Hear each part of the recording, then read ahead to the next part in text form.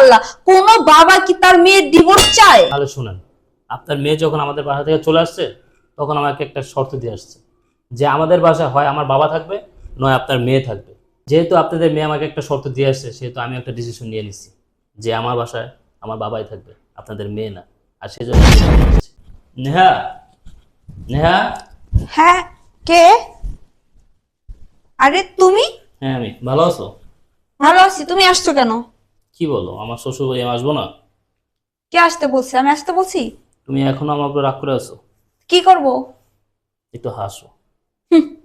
হাসো? হাসবো? হাসার মতো কাজ করলে তাহলে হাসবো, শুধু শুধু কেউ হাসে না। হ্যাঁ, হাসবা। আমি এখন যে খবরটা নিয়ে আসছি সেটা শুনলে তুমি অবশ্যই হাসবা। আচ্ছা, তা এমন কি খবর নিয়ে আসছো যার জন্য আমি হাসবো? হুম, আমি আমার বাবাকে বাসা থেকে বের করে দেওয়ার ব্যবস্থা করছি।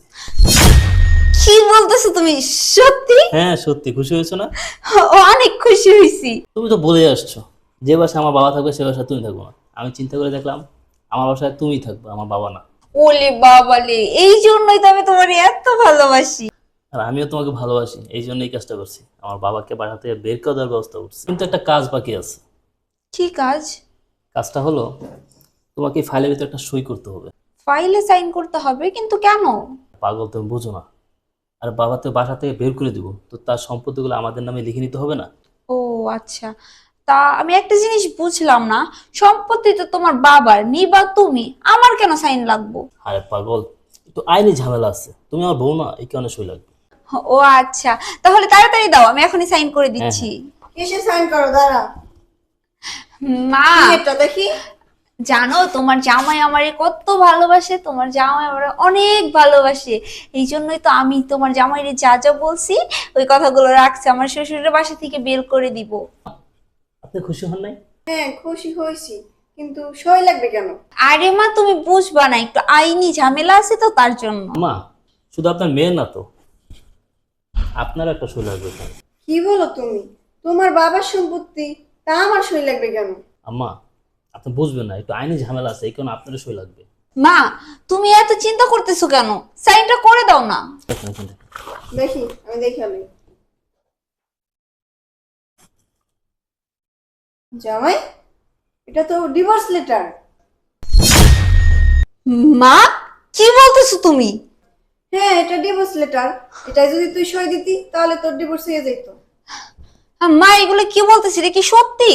জামাই, তুমি আমাদের না জানি এত বড় সিদ্ধান্ত কিভাবে নিতে পারলা? আম্মা, সিদ্ধান্তটা আমি নেই নাই, আপনার মেয়ে আমাকে বাধ্য করছে সিদ্ধান্তটা নেওয়ার।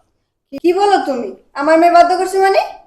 তাহলে শুনেন, আপনার মেয়ে যখন আমাদের বাসা থেকে চলে আসছে তখন আমাকে একটা শর্ত দিয়ে আসছে যে আমাদের বাসায় হয় আমার বাবা থাকবে, নয় আপনার মেয়ে থাকবে। যেহেতু আপনাদের মেয়ে আমাকে একটা শর্ত দিয়ে আসছে, সেহেতু আমি একটা ডিসিশন নিয়ে নিচ্ছি যে আমার বাসায় আমার বাবাই থাকবে, আপনাদের মেয়ে না। আর সেই জন্য আমি এটা নিয়ে আসছি। এই, কি বলছো তুমি? তাই বলে তুমি এইরকম একটা ডিসিশন নিবা?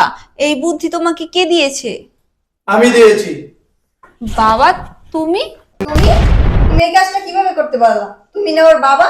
হ্যাঁ, তুমি ওর ডিভোর্স কিভাবে চাইতে আসো? বাবা, তুমি না আমার বাবা? তুমি আমার বাবা হয়ে এই কাজটা কিভাবে করতে পারলা? কোন বাবা কি তার মেয়ের ডিভোর্স চায়? ঠিক বলছস, কোনো বাবা তার মেয়ের ডিভোর্স চায় না, কিন্তু আমি চাইতেছি। কারণ কি জানোস? তুই আমার মেয়ে না। মানে? তুই আমার মেয়ে না। এই, তোকে আমি লেখাপড়া করাইছি, মানুষ আমি বানাইছি, লক্ষ লক্ষ টাকা ব্যয় করছি তোর পিছনে। আমি তুই শিক্ষিত বানাইছি, তুই কি করছস? তুই কি করছস? তোর স্বামীর বাসা থেকে চলে আইছস, তোর স্বামীকে শর্ত দিয়ে আসছস যে বাসায় তোমার বাবা থাকবে সেই বাসা আমি থাকবো না। এই, ও কি করবে? ও কি করবে? কষ্ট লাগতেছে না? এখন কষ্ট লাগতেছে যে বাবা হয়ে মেয়ের ডিভোর্স চাইতেছি।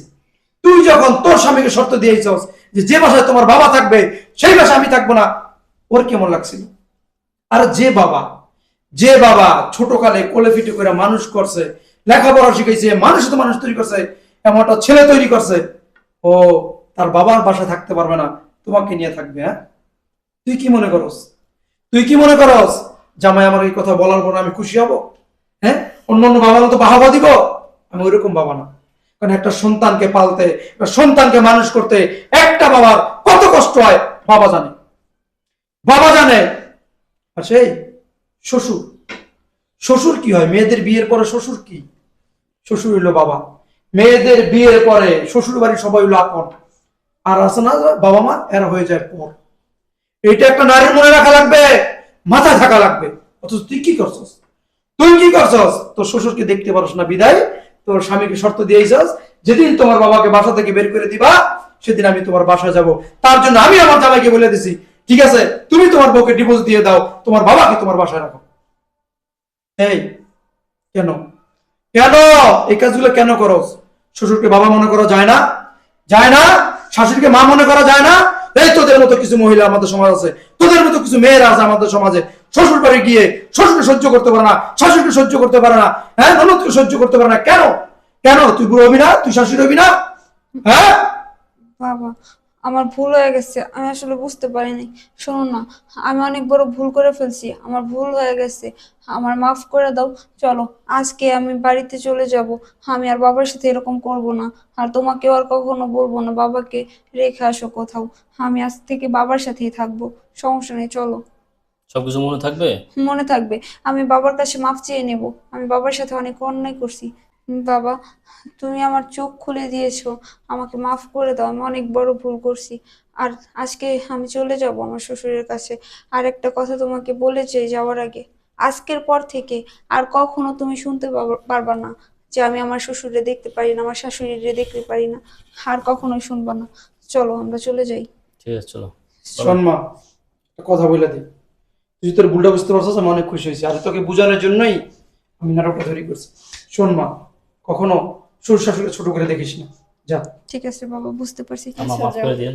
আচ্ছা ঠিক আছে। যাও যাও যাও, আসো। বুঝতে পারছো?